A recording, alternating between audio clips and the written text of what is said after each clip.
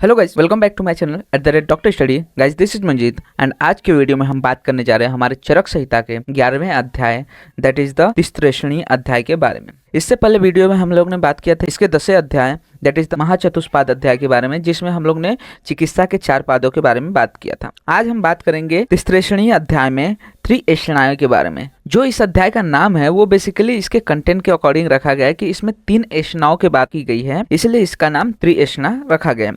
अब ये जो 3 एषणाएं हैं इसका मतलब क्या होता है, तो बेसिकली 3 तो संख्या का वाचक है, लेकिन जो एषणाएं हैं उससे पता चलता है कि यहाँ पे इच्छा है। ठीक है, तो 3 विशेष जो है उसके बारे में इस अध्याय में वर्णित किया गया है, इसी कारण से इसका नाम त्रिएषणा रखा गया है। तो चलिए देखते हैं इन 3 एषणाओं के बारे में। तो बोला गया कि जो 3 विशेष हैं, जो भी पुरुष है इस लोक में तथा परलोक में जिसको अपने भलाई की इच्छा रखने वाला होता है, जो मन, बुद्धि, पौरुष और पराक्रम संपन्न पुरुष को 3 इच्छाएं रहती है जिसकी पूर्ति का उसे हमेशा प्रयत्न करना चाहिए। और ये 3 एषणाएं कौन कौन से होते हैं? एक प्राणेषणा, दूसरा धनेषणा तथा तीसरा परलोकेषणा। अब ये 3 एषणाएं जिसके बारे में यहाँ पे बताया गया है, हर एक के बारे में हम थोड़ा डिटेल में आगे बात करेंगे। ठीक है, तो सबसे मेन चीज यहाँ पे क्या है कि 3 एषणाएं कौन कौन सी है? प्राणेषणा, धनेषणा और परलोकेषणा।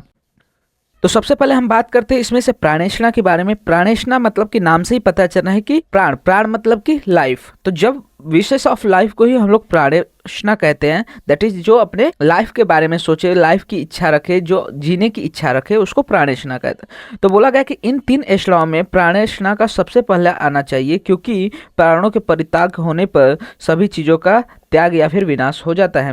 इसलिए उन प्राणियों की रक्षा स्वस्थ पुरुष को स्वस्थ वृत्त के पालन द्वारा और रोगी पुरुष को रोग की शांति के उपायों के प्रति सावधान रहकर करना चाहिए। ठीक है, क्योंकि सबसे मेन चीज क्या है कि जीवन बना रहे। अगर जीवन है तभी हम कोई और चीज कर पाएंगे, इसलिए सब तीनों एषणाओं में सबसे मुख्य प्राणेषणा को माना गया है। बोला गया है कि जो भी प्राणी है उन्हें क्या करना चाहिए? अपने स्वास्थ्य की रक्षा करनी चाहिए। अगर वो स्वस्थ है तो उसे स्वस्थ वृत्त का पालन करना चाहिए। वहीं पे जो रोगी पुरुष है उनको अपने रोग की शांति का उपाय करना चाहिए। आगे बोला गया है कि इन दोनों का इसके पूर्व वर्णन कर दिया गया है, दैट इज द प्राणेषणा में जो अभी बताया गया है कि रोगों के शांति के उपाय और स्वस्थ वृत्त के, तो वो पहले अध्याय में हम लोगों ने देख चुके हैं। अब बोला गया है कि शास्त्रीय निर्देशानुसार प्राणों की रक्षा करते रहने से दीर्घ आयु को प्राप्त करता है मनुष्य, और इस प्रकार प्रथम प्राणेषणा की व्याख्या कर दी गई है। ठीक है, तो प्राणेषणा में क्या इंपॉर्टेंट रखना कि कोई भी कार्य करने से पहले हमारा प्राण का होना आवश्यक है, इसलिए प्राणेषणा सबसे प्रमुख रखा गया है। और प्राणेषणा में 2 उपायों से हम प्राणेषणा करते हैं, एक तो स्वस्थ वृत्त का पालन करके, दूसरा रोग जो हुआ है उसकी शांति का उपाय करके। ठीक है, आगे हम देखते हैं दूसरे एषणा दैट इज द धनेषणा के बारे में। तो धनेषणा मतलब कि वेल्थ, धन की इच्छा करना, उसको धनेषणा बोलेंगे। अब प्राण है, मनुष्य का जीवन तो बना है, लेकिन उस जीवन यापन करने के लिए, जीविकोपार्जन करने के लिए वहाँ धन होना जरूरी है, इसलिए धन का एषणा या फिर धन की इच्छा जरूरी बताया गया है आफ्टर द लाइफ। तो बोला गया है कि प्राणेषणा के पश्चात दूसरा क्रम धनेषणा का आना चाहिए, क्योंकि प्राणों के बाद धन की प्राप्ति का ही प्रयास किया जाता है। ठीक है, अब बोला गया उपकरण रहित उस दीर्घायु पुरुष से बढ़कर कोई पापी से भी पापी नहीं है, इसलिए जीवन उपयोगी उपकरणों का संग्रह करने का प्रयत्न करें। अब बोला गया है कि एक बार प्राण तो मिल गया, उसके बाद क्या है, उस प्राण को अच्छे से यापित करने के लिए वहां पे धन का होना जरूरी है। अब क्या बोला गया है कि कोई भी अगर दीर्घायु पुरुष है और उसके पास धन ही नहीं है तो अपना जीवन यापन नहीं कर पाएगा, तो उसका जो जीवन रहेगा वो बहुत पापी से भी पापी जीवन देखने को मिलेगा उसका। अब बोला गया है कि यहाँ जीवन के उपकरणों का वर्णन करेंगे कि जैसे कृषि, पशुपालन, व्यापार, राजोप सेवा आदि भी जिन कर्मों की सज्जन निंदा नहीं करते हो वे सभी आजीविका के पुष्टिकारक होते हैं। मतलब कि जिनसे भी हमें धन प्राप्त हो और ऐसे कार्य जिनका समाज में बहिष्कृत ना हुआ हो, जो समाज में अच्छा हो, उसका कार्य करके, वैसा कार्य करके हमें अपना जीविकोपार्जन करना चाहिए और धन की संचय करना चाहिए। आगे बोला गया कि अतः उन कर्मों को करना प्रारंभ कर दे। ऐसा करता हुआ वो पुरुष दीर्घ को धारण करता है और धनी होने के कारण समाज में उसका समादर होता है, क्योंकि जिसके पास धन नहीं है उसका आदर कोई भी नहीं करता। ठीक है, तो इसलिए प्राणेषणा के बाद धनेषणा को मुख्य बताया गया है। तीसरे एषणा की बात करें दैट इज द परलोकेषणा की, तो बोला गया है विशेष ऑफ द नेक्स्ट वर्ल्ड, मतलब कि मरने के उपरांत यहाँ पे परलोक की इच्छा को ही परलोकेषणा नाम दिया गया हम। अब बोला गया कि अब तीसरी परलोकेषणा प्राप्त करें, किंतु परलोक के संबंध में इस प्रकार संदेह है कि यहाँ से छूटने के बाद हम होंगे या नहीं होंगे, अथवा कैसे होंगे, यह संदेह किस कारण से। इसको महर्षि आत्रेय जो है वो बोलते कि कुछ नास्तिक जो मतावलंबी आचार्य रहते हैं वो प्रत्यक्ष को ही प्रमाण मानते हैं।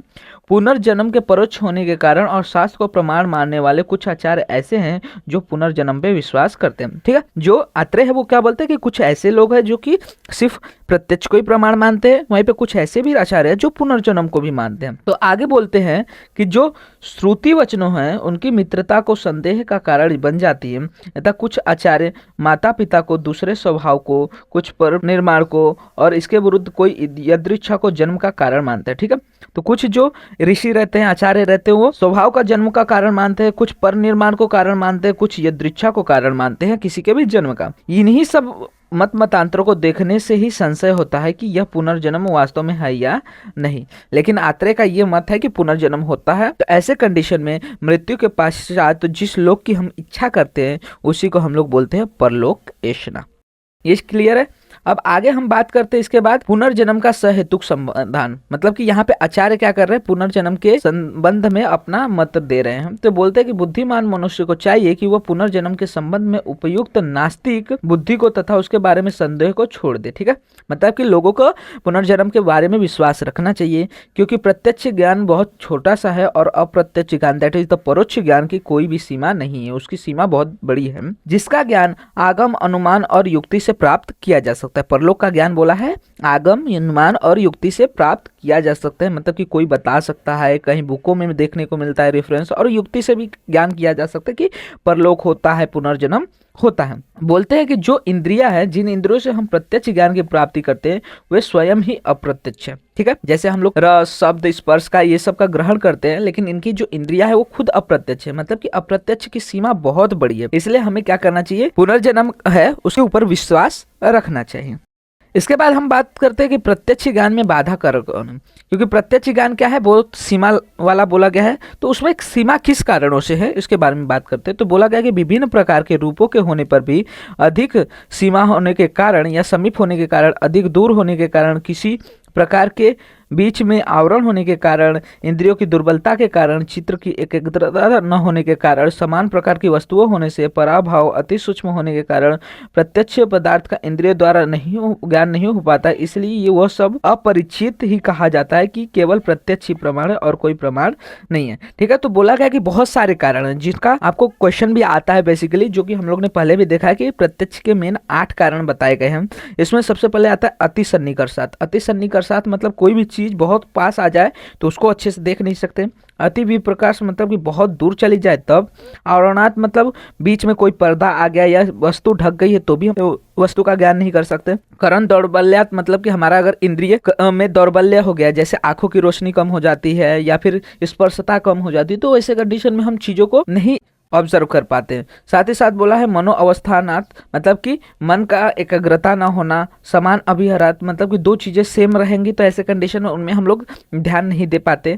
और उसके बाद अभिभवात मतलब कि एक चीज के सामने दूसरी और अच्छी चीज आ जाए तो जो पुरानी चीज है या फिर जो पीछे की चीज है उस पर ध्यान नहीं जाता, जैसे कि सूर्य के प्रखर तेज के कारण चंद्रमा पर या तारे दिखलाई नहीं देते। और अति सूक्ष्म मतलब कि बहुत छोटा होने के कारण, इन कारणों से हम क्या करते हैं, किसी भी वस्तुओं का ज्ञान नहीं कर पाते। तो ये सब क्या है, प्रत्यक्ष के बाधा कारण कारक बताए गए हैं।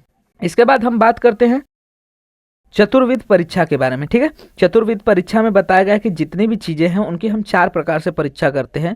तो इसके लिए ये जो श्लोक बताया गया ये भी इंपॉर्टेंट, अगर हो सके तो इसको याद कर सकते हैं कि द्विविधम एवं खलु सर्वम सच्चा सच तस्य चतुर्विधम परीक्षा आप्तोपदेशः प्रत्यक्षम अनुमानम युक्तिश्चैति। ठीक है, तो 4 परीक्षा बताए गए कौन कौन से, आप्तोपदेश, प्रत्यक्ष, अनुमान और युक्ति। तो बोला गया कि सत और असत भेद से 2 प्रकार के होते हैं। जो सत रहेगा मतलब कि जिसका अस्तित्व है उसकी परीक्षा तो हम प्रत्यक्ष से कर पाते हैं, लेकिन जो असत है उनकी परीक्षा हम लोग अप्तोपदेश, अनुमान और युक्ति से करते हैं। आगे अगर हम बात करें सबसे पहले कि आप क्या होता है, जो आप्तोपदेश बताया गया उसमें आप के परिचय के बारे में, तो ये भी इंपॉर्टेंट श्लोक है, अगर हो सके तो कर सीखते हैं। ये रजस्तमोभ्या निर्मुक्ता तपो ज्ञान बले ने ये साम त्रिकाल अम्लम ज्ञान विहतम सदा आपता शिष्टा विबुद्धास्ते तेसाम वाक्य असंशयम सत्यम वच्यन्ते ते कस्मात् नीरजस्तमा। ठीक है, तो आप्त में क्या बोला गया है कि आप्त पुरुषों का प्रस्तुत वर्णन करते हुए बोलते हैं कि जो तपोबल से एवं ज्ञान बल से रजो और तमो गुण से भली भांति मुक्त हो गए हम, अतः सदा जिनको तीनों कालों का संपूर्ण शुद्ध ज्ञान रहता है, ऐसे महापुरुष आप्त, शिष्ट एवं विबुद्ध होते हैं और इनके वाक्य का विश्वास योग्य होता है, और क्योंकि वे लोग रजो तमो गुण से रहित होने के कारण सदा ही सत्य का भाषण करते हैं, न कि असत्य का। ठीक है, तो क्या बोला गया है कि ऐसे मनुष्य जिनके रज और तम का गुणों का नाश हो गया है, उनसे मुक्त हैं, किसके वजह से? तपोबल के कारण या फिर ज्ञान बल के कारण। तो ऐसे कंडीशन में ये हमेशा, इनको हमेशा तीनों कालों का ज्ञान होता है, और ये जो भी बोलते हैं वो हमेशा सत्य होता है। ऐसे पुरुषों को आप्त कहा जाता है। वहीं पे आगे देखते हैं प्रत्यक्ष के बारे में कि प्रत्यक्ष के क्या क्या लक्षण बताए गए हैं। तो बोला गया है कि ये भी इंपॉर्टेंट सोल है, आत्म इंद्रिय मनोअर्थानाम सन्निकर्षात् प्रवर्तते व्यक्ता तथात्वे बुद्धि प्रत्यक्षम सा निरुच्यते। तो बोला गया है आत्मा, इंद्रिय, मन तथा इंद्रियार्थ जब इनका सन्निकर्ष होता है और उसके कारण जो बुद्धि का निर्माण होता है या फिर ज्ञान का निर्माण होता है, उसे ही प्रत्यक्ष ज्ञान कहते हैं। ठीक है, तो जब आत्मा, इंद्रिय, मन और इंद्रियार्थ, दैट इज द शब्द, स्पर्श, रूप, रस, गंध, जो इंद्रियों के अर्थ है, जब ये चारों एक साथ आते हैं, उसके वजह से जो ज्ञान होता है, उसके वजह से जो बुद्धि निर्माण होती है, उसे ही प्रत्यक्ष बुद्धि कहा जाता है। तो इस पे क्वेश्चन आते हैं आपको प्रत्यक्ष ज्ञान पे, तो वो आपको इंपॉर्टेंट है। आगे अनुमान के लक्षण देखते हैं। तो अनुमान में बोला गया है कि प्रत्यक्ष ज्ञान को आधार मानकर 3 प्रकार का और तीनों काल का अनुमान किया जाता है। ठीक है, प्रत्यक्ष ज्ञान के ये हमेशा याद रखें कि इसीलिए इसको बोला गया है अनुपूर्वम ज्ञानम बोला गया है। ठीक है, प्रत्यक्ष ज्ञान होने के बाद जो ज्ञान होता है उसी को हम लोग अनुमान कहते हैं। तो इसमें प्रत्यक्ष ज्ञान को आधार मानकर हम लोग अनुमान करते हैं। ठीक है, तो इसमें तीनों कालों का अनुमान किया जा सकता है, वर्तमान काल का भी, भूतकाल का भी और भविष्य काल का भी। जैसे कि धुएं से ढकी हुई अग्नि का ज्ञान और गर्भ के दिखलाई देने से भूतकाल में किए हुए मैथुन का ज्ञान, और इसी प्रकार भूतकाल का अनुभव किया जा सकता है और अनागत मतलब भविष्य फल में बीज से फल का अनुमान किया जा सकता है। तो इस तरह से हम तीनों चीजों का ज्ञान कर सकते हैं। अगर धुएं को देख के अग्नि का ज्ञान कर सकते हैं वर्तमान में, गर्भ देख रहे हैं तो ऐसे मैथुन क्रिया का अनुमान कर सकते हैं जो कि भूतकाल में हो जाएगा। वहीं पे अगर हम लोग बीज देख रहे हैं तो उससे फल का अनुमान कर सकते हैं, तो ये भविष्य काल हो गया। तो इस तरह से हम तीनों कालों का अनुमान द्वारा ज्ञान कर सकते हैं। इसके बाद युक्ति प्रमाण का उदाहरण देखते हैं। तो बेसिकली बोला गया है कि जिस प्रकार जल, कर्षण मतलब कि जोती हुई भूमि, बीज और ऋतु इनके संयोग से सस्य दैट इज द फसल उत्पन्न होती है, वैसे ही 6 धातुओं के संयोग से गर्भ की उत्पत्ति मानी गई है। साथ ही साथ बोला गया जो मथ्य है, मंथन है, मंथान है, जैसे इन तीनों के योग्य से अग्नि पैदा होती है, उसी प्रकार युक्ति युक्त चतुष्पाद संपत्ति से व्याधि की शांति होती है। ये दोनों ही युक्ति के उदाहरण हैं। तो क्या बोला गया है कि जब पानी है, जोती हुई भूमि है, उसमें बीज डाल देंगे और ऋतु अच्छे से है, तो ऐसे कंडीशन में क्या होगी? फसल अच्छी उत्पन्न होगी। वैसे ही 6 धातु दैट इज पंच महाभूत और 6 आत्मा एक साथ आएंगे तो गर्भ की उत्पत्ति होगी।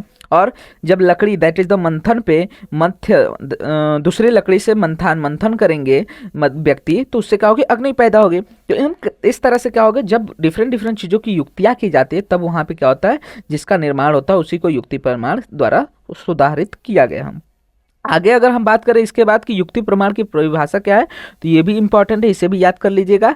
बुद्धि पश्यति या भगवान बहु कारण योग ज्ञान युक्ति ही तिकाला गया वर्गम साध्यते। मतलब क्या बोला गया है कि ऐसी बुद्धि जो अनेक कारणों के संयोग से उत्पन्न हुई हो और ज्ञात जिन भावों को देखती हो, उस त्रिकाल ज्ञान कारक बुद्धि को युक्ति कहते हैं। ठीक है, जो क्या हुआ? बहुत कारणों से जो बुद्धि का निर्माण हुआ है, सिर्फ एक नहीं कि डायरेक्ट किसी चीज के बारे में सोचा और उसको एग्जीक्यूट कर दिया, तो उसे युक्ति नहीं कहेंगे। अलग अलग चीजों को सोच के फिर उसमें जो सर्वश्रेष्ठ है उसको उपयोग करना युक्ति कहलाते हैं। मतलब कि बहुत सारे कारणों के कारण जो त्रिकाल में दैट इज द भूत, वर्तमान और भविष्य काल में जो ज्ञान कारक बुद्धि निर्माण होती है उसे युक्ति कहा जाता है। अब बेसिकली ये जो युक्ति है, इसके द्वारा तीव्र दैट इज द धर्म, अर्थ, काम की सिद्धि की जाती है।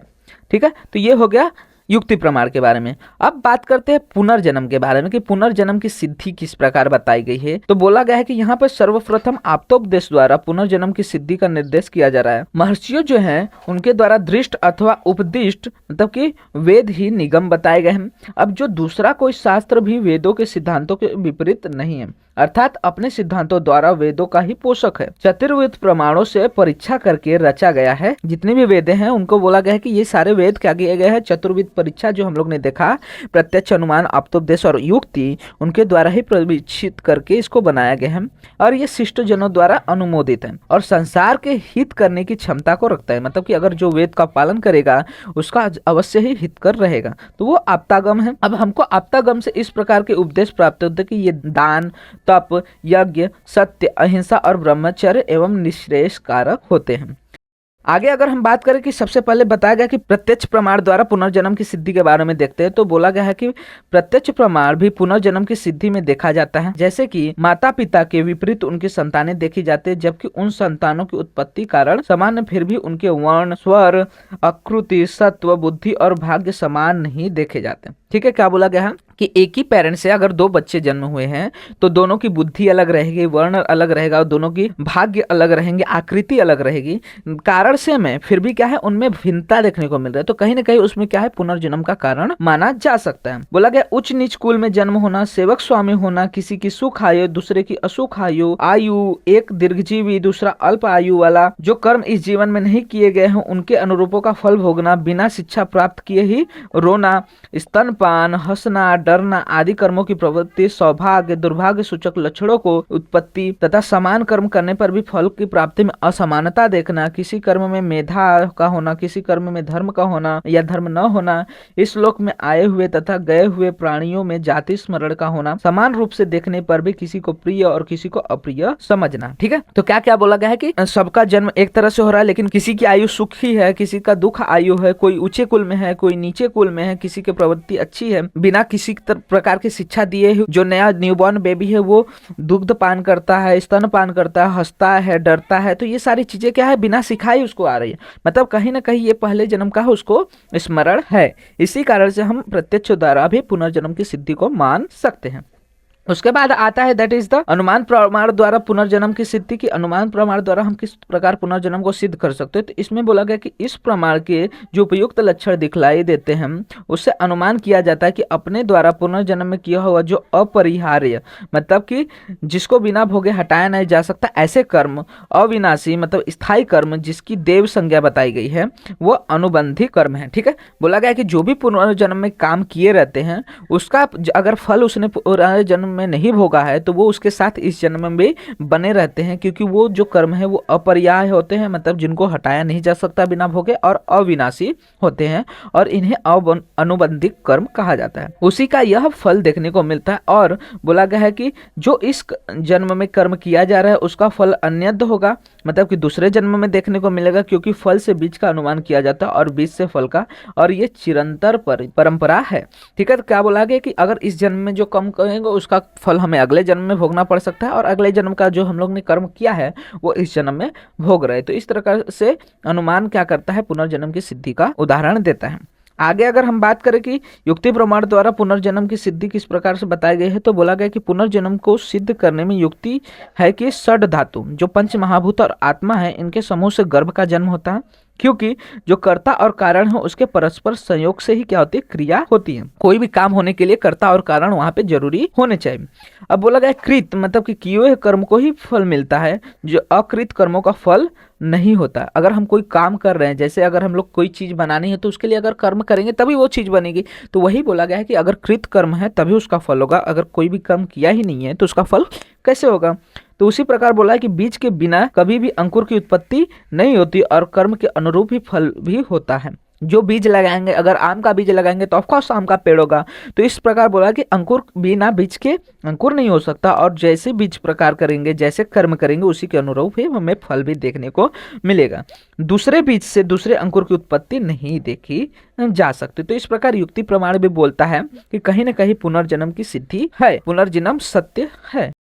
इसके बाद आगे देखते हैं धर्म साधन के उपाय, किस प्रकार से हम धर्म कर सकते हैं, धर्म को संचित कर सकते हैं। तो इस प्रकार प्रमाण चतुष्टय जो आप्तोपदेश, प्रत्यक्ष, अनुमान और युक्ति 4 प्रमाण है, उनके द्वारा पुनर्भ्यू मतलब कि जो पुनर्जन्म है उसके कहे जाने की वहाँ समर्थित होने पर धर्म द्वारों में सतर्क रहे, क्योंकि अब क्या है पुनर्जन्म की सिद्धि तो है, तो इसके लिए हमें ऐसे कर्म करने चाहिए कि अगले जन्म में हमें उसका फल गलत तरीके से न भोगना पड़े, अर्थात उनके आचरण में प्रमाद न करें, मतलब कि जो भी हम कर्म कर रहे हैं वो सही प्रकार से करें, प्रमाद मतलब कि गलत तरीके से कोई भी कार्य न करें।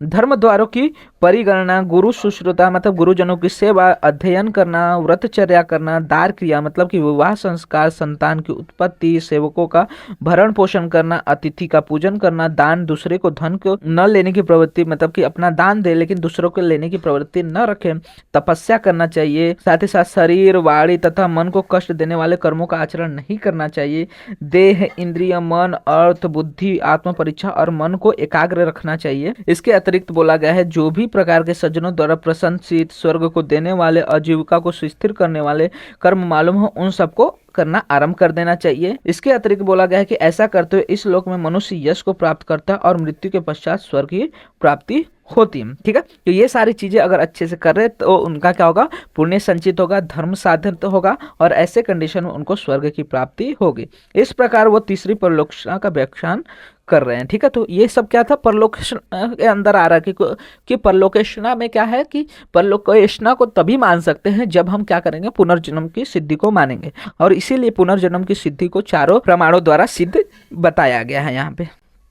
अब यहाँ से आगे कुछ अलग अलग टॉपिक्स देखेंगे जिसमें बात करेंगे सबसे पहले दूसरे 7 नियम। ठीक है, अभी तक तो हम लोग सिर्फ 3 एशना देखा 3-3 के फॉर्म में। अब इसके अलावा और भी 7 ऐसी चीजें हैं जो कि 3-3 के फॉर्म में रहते हैं, जैसे कि 3 प्रकार के बल, 3 उपस्तंभ, 3 आयतन, 3 रोग, 3 प्रकार के रोग का मार्ग, 3 प्रकार के चिकित्सक और 3 प्रकार के औषध समूह। तो ये सब क्या है, 3-3 के फॉर्म में है जो कि हमें 3 एशना वाले लेशन में ही देखने हैं। तो सबसे पहले हम बात करते हैं इसमें त्रय उपस्तंभ, दैट इज द 3 उपस्तंभ की। तो बोला गया है कि 3 उपस्तंभ में आहार, स्वप्न और ब्रह्मचर्य आते हैं। ठीक है, आहार, स्वप्न और ब्रह्मचर्य इनको उपस्तंभ कहा जाता है। इस पे एमसीक्यूज बनते हैं तो ये आपको इंपॉर्टेंट याद रखना है। त्रय उपस्तंभ हो गए, त्रय दंड हो गए, या फिर त्रय आयतन हो गए, त्रय रोग मार्ग हो गए, ये सारी चीजों पे एमसीक्यूज बनते हैं और हो सकता है उनको ब्रीफ में भी आपको एक्सप्लेन करने के लिए आ सकता है। ठीक है, तो ये याद रखना है कि 3 उपस्तंभ में क्या क्या आते हैं, आहार, स्वप्न और ब्रह्मचर्य। इसके बाद आगे देखते हैं त्रिविध बल के बारे में। तो बेसिकली बल 3 प्रकार का होता है ऐसा बताया गया है। सबसे पहले सहज बोला जाता है। सहज बल मतलब कि जो कोजेनाइटल आता है, मतलब कि गर्भ से ही जो बल शरीर में रहता है। दूसरा कालज, कालज मतलब कि जैसे जैसे अवस्था बढ़ती जाती है, बाल अवस्था से तरुण अवस्था, तरुण अवस्था से वृद्ध अवस्था, तो उस समय जब बल की जो स्थिति होती है उसको कालज बल अवस्था कहते हैं। और युक्तिकृत मतलब कि एक्सरसाइज करके, खान पान द्वारा जो बल क्रिएट किया जाता है उसको युक्तिकृत बल कहा जाता है। तो इस प्रकार से 3 प्रकार के बल भी हमें देखने को मिलते हैं।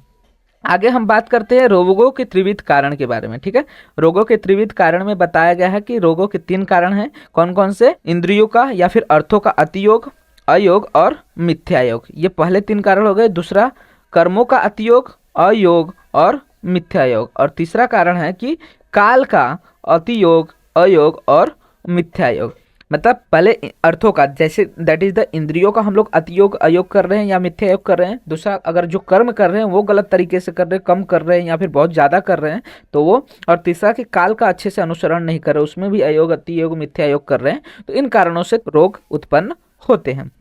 आगे बात करते हैं इसके रोगों की त्रिविधता के बारे में, कि रोगों के 3 प्रकार अलग और बताए गए हैं। इसमें आता है दैट इज द निज रोग, आगंतुज रोग और मानस रोग। तो निज रोग मतलब क्या होता है कि जो स्वयं शरीर संबंधी रोग होते हैं उनको क्या बोलते हैं, निज रोग बोलते हैं। जैसे कि वात, पित्त, कफ आदि दोषों के कारण जो उत्पन्न होने वाले रोग रहते हैं उसको निज रोग कहा जाता है। मतलब निज मतलब कि स्वयं कारणों से।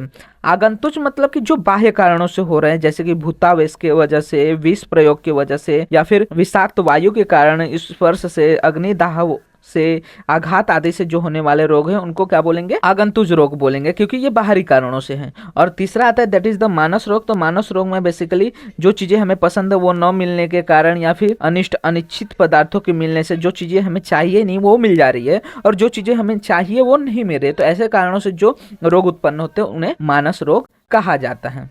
इसके बाद त्रिविध रोग मार्ग में बताया गया कि रोगों के 3 मार्ग होते हैं, दैट इज द शाखा, मर्म, अस्थि संधि और कोष्ठ, जिन्हीं को हम लोग बाह्य, अभ्यंतर और मध्यम रोग मार्ग भी कहते हैं। ठीक है, तो शाखा को बाह्य रोग मार्ग कहा जाता है, मर्म अस्थि संधि को मध्यम रोग मार्ग कहा जाता है, वहीं पे जो कोष्ठ है उसको अभ्यंतर रोग मार्ग कहा जाता है। ठीक है, इसके अतिरिक्त हम बात करेंगे अगर त्रिविध चिकित्सक के बारे में, कि चिकित्सक के कौन से 3 प्रकार है। तो बेसिकली बोला गया है कि एक भीषक होता है जो कि छद्मचर होता है। ठीक है, छद्मचर भीषक, दूसरा सिद्ध साधित भीषक और तीसरा आता है चिकित्सक। ठीक है, 3 चीजें बताई गई हैं। 3 प्रकार के चिकित्सक में एक भीषक छद्मचर होता है जो कि सिर्फ क्या करता है, मूर्ख वैद्य होता है जो कि वैद्य का वेश धारण किया रहता है। दूसरा सिद्ध साधित जिसने खुद पढ़ा है, और तीसरा आता है चिकित्सक के गुणों से परिपूर्ण, ऐसे प्रकार के। तो सबसे पहले हम बात करेंगे अगर छद्मचर के लक्षण, तो ये बहुत इंपॉर्टेंट है कि वैद्यों के पात्र, औषध, पुष्प, पल्लव और देखने के से जो भिषक शब्द को प्राप्त करते हैं वे मूर्ख ठग वैद्य के प्रतिरूप है। ठीक है, जो एकदम अपने आप को क्या है वैद्य की तरह दिखाने की कोशिश करते हैं, उनकी तरह वेशभूषा धारण करेंगे, आजू बाजू में पुस्तक रखेंगे, औषध अच्छे अच्छे से रखेंगे, पान पल्लव रखेंगे, वो भिषक जो होते हैं वो मूर्ख होते हैं तथा वो ठगी वैद्य होते हैं, वो सिर्फ ठगने का काम करते हैं। वहीं पे सिद्ध साधित अगर वैद्य के लक्षण बोलेंगे तो ये श्रीमान होते हैं, यशस्वी होते हैं, इनको हर चीज का ज्ञान होता है एवं सिद्ध पुरुषों के बहाने से स्वयं वैसे न होते हुए भी जो वैद्य इस उपाधि को प्राप्त करते इस प्रकार के वैद्यों को सिद्ध साधित कहा जाना चाहिए। क्योंकि ये क्या करते हैं, हमेशा अपनी वेशभूषा पे ध्यान नहीं देते, ये सिर्फ रोगों को ठीक करने में लगा रहता है। और ये क्या है, श्रीमान, यशस्वी और ज्ञानवान होते हैं, और इन्होंने खुद क्या किया है, जो चिकित्सा शास्त्र है उसका अध्ययन किया होता है। और इसके अतिरिक्त आता है कि वास्तविक वैद्य की परिभाषा हम किस प्रकार ले सकते हैं। तो बोला गया है जो वैद्य आयुर्वेद शास्त्र का ज्ञाता हो, साथ ही अन्य शास्त्रों को भी जानता हो, औषध प्रयोग में निपुण हो, किस प्रकार औषधि का कल्पना करना चाहिए, कौन सी औषधि कब प्रयोग करना चाहिए, इसका ज्ञान उसे अच्छे से हो, सभी प्रकार के औषध निर्माण में कुशल हो, मतलब कि कल्पनाएं कर सकता हो, अपनी योग्यता के कारण प्रसिद्ध हो, रोगी के कष्ट को दूर कर सके, साथ ही साथ उसको सुख देने की क्षमता रखता हो, ऐसे वैद्य को हम लोग क्या कहते हैं, जीविताभिसर कहते हैं। मतलब ये जो जीवन बनाए रखता है, जो रोगी के जीवन की रक्षा करता है, ऐसे से वैद्य को जीविताभिसर कहते हैं। ऐसे ही पुरुषों में वैद्यत्व रहता है और ये वास्तव में वैद्य कहने योग्य होते हैं। आगे हम बात करते हैं त्रिविध औषध के बारे में कि 3 औषध कौन कौन से बताए गए। तो बोला है कि औषध के 3 भेद होते हैं, दैव व्यापाश्रय, युक्ति व्यापाश्रय और सत्वावजय। अब दैव व्यापाश्रय मतलब कि दैविक चिकित्सा जो होती है, मतलब कि जो पुराने कर्म रहते हैं, ठीक है, पुनर्जन्म के कर्म रहते हैं, पूर्व जन्म के कर्म रहते हैं, उसको ठीक करने के लिए जो चिकित्सा की जाती है, उसके ठीक करने के लिए जो औषध दी जाती है उसे दैव व्यापाश्रय औषध कहा जाता है। तो इसमें मंत्र, औषध, मणि, मंगल, बलि, उपहार, ये सब जो होता है वो दैव व्यापाश्रय चिकित्सा के क्षेत्र में आता है। युक्ति व्यापाश्रय में क्या आता है कि जो हम चिकित्सा करते हैं जिसमें औषधि या फिर आहार विहार आदि का जब प्रयोग किया जाता है तो उसे युक्ति व्यापाश्रय कहा जाता है। और सत्वावजय मतलब कि जो मन की चिकित्सा होती है, ठीक है, तो इसमें मेडिटेशन करना, धर्म काम करना, ईश्वर प्रणिधान करना, ये सारे जो कार्य होते हैं जिससे मन की चिकित्सा की जाए उसे सत्वावजय चिकित्सा कहते हैं। इसके बाद आता है त्रिविध औषध। अभी हम लोग ने 3 औषध पहले देखा, दैव व्यापाश्रय, युक्ति व्यापाश्रय और सत्वावजय। इसके अतिरिक्त 3 और औषध का बताया गया है जिसमें आता है अंतः परिमार्जन, बहि परिमार्जन और शस्त्र प्रणिधान। तो इसमें क्या है, अंतः परिमार्जन मतलब कि ऐसे औषध जो शरीर के अंदर दिए जाते हैं, अंदर डाले जाते हैं, तब उसके कार्य देखने को मिलते हैं। उसके बाद बहि परिमार्जन मतलब कि ऐसे औषध जिनका शरीर के बाहर उपयोग किया जाता है, जैसे लेप हो गए, प्रदेय हो गए, प्रलेप हो गए उनका, तथा शस्त्र परिधान मतलब कि जब शस्त्र की आवश्यकता पड़ जाए, जैसे अग्निकर्म, क्षार कर्म, तो ये सब किस में आ जाएंगे, शस्त्र परिधान में आ जाएंगे। अब यहाँ पे तीनों में डिफरेंस बताया गया है कि जो अंतः परिमार्जन, ये संशोधन, वमन, विरेचन, न आदि पंचकर्म तथा संशमन के रूप में पाचन आदि कर्म। बहि परिमार्जन में स्नेहन, उद्वर्तन, अभ्यंग, स्वेदन, प्रलेप आदि, और शस्त्र परिधान में जो 8 प्रकार के शस्त्र कर्म बताए गए तथा उसके अनुशस्त्रों का विविध प्रयोग बताया गया। ठीक है, तो अंतः परिमार्जन में क्या कर रहे हैं, संशोधन, वमन, विरेचन आदि कर्म कर रहे हैं, दीपन पाचन कर्म कर रहे हैं। बहि परिमार्जन में उस शरीर के बाहर से स्नेहन, उद्वर्तन आदि कर रहे हैं, और शस्त्र परिधान में शस्त्र कर्म किया जा रहा है। ठीक है, तो ये सारी चीजें हमें देखने को मिलती है विद इन द त्रिविध औषध। तो यहाँ पे जितना भी हम लोग ने लेसन में पढ़ा उसको टेबुलर फॉर्म में दिया गया कि सबसे पहले हम लोग ने 3 स्नायु पढ़ा, दैट इज द प्राणेशना, धनेशना और परलोकेशना। उसके बाद हम लोग ने देखा 3 उपस्तंभ, दैट इज द आहार, स्वप्न और ब्रह्मचर्य। इसके बाद हम लोग ने त्रिविध बल के देखा, सहज बल, कालज बल और युक्तिकृत बल। इसके बाद आयतन देखे, मतलब कि रोगों के कारण जिसमें असात्म इंद्रियार्थ संयोग होता है, मतलब कि इंद्रियों का अतियोग, मिथ्या योग या फिर हीन योग। उसके बाद प्रज्ञा अपराध मतलब कर्मों का अतियोग, मिथ्या योग और हीन योग, और वहीं पे परिणाम दैट इज द काल का अतियोग, मिथ्या योग और हीन योग। इसके बाद रोग में 3 रोग देखे कि निज मतलब जो स्व कारणों से होते, आगंतुक जो बाह्य कारणों से होते, और मानस जो मन के अच्छी चीजें न मिलने के कारण या फिर जो चीजें नहीं चाहिए वो मिल जाने के कारण जो होता है उसे मानस रोग कहते हैं। उसके बाद रोग मार्ग हम लोग ने देखा, बाह्य रोग मार्ग होता है जो कि शाखा कहते हैं, जो मध्यम रोग मार्ग है अस्थि वाले, और उसके बाद अभ्यंतर रोग मार्ग दैट इज द कोष्ठ के।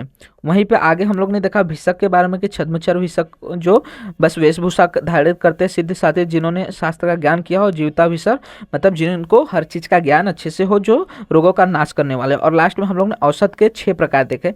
पहले देखा दैव व्यापाश्रय मतलब जो पुनर्जन्म के कार्य के लिए हो, युक्त व्यापाश्रय जो हम अभी औषध आहार द्वारा चिकित्सा जो करते हैं और स्वतःवजह जो मन की चिकित्सा होते हैं।